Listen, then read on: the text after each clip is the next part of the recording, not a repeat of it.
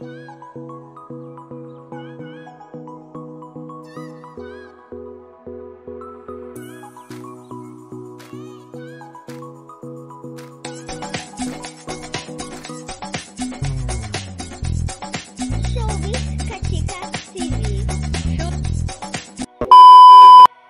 mga kachika! Matapos nga ang birthday pasabog sa 38th birthday ni Ann Curtis, pati na rin ang kanyang simple birthday celebration kasama ang kanyang buong pamilya, ay pumunta naman sila sa La Union kasama ang kanyang buong pamilya, pati ang kanyang mga kapatid na galing sa Australia. Pati na rin nga ang kanilang ibang mga kamag-anak para nga i-celebrate ang ika-80th birthday ng kanilang gentle giant daddy na si Daddy James.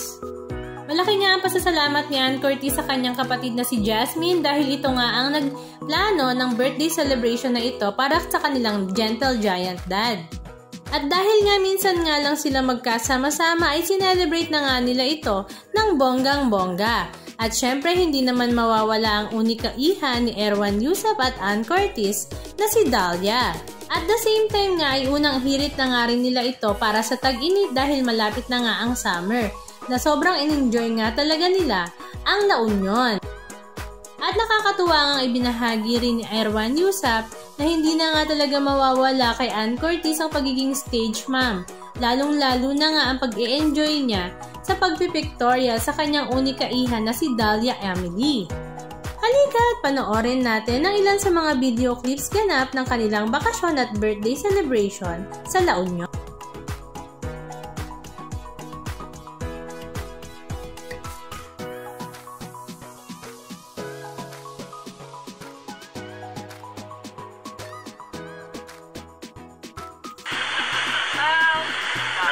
About 130.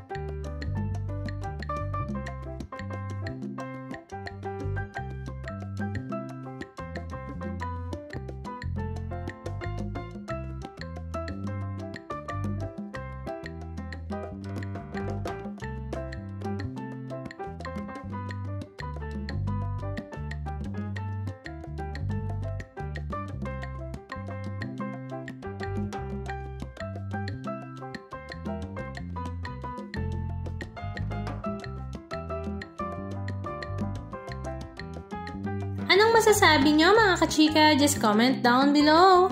And please don't forget to subscribe. Thank you!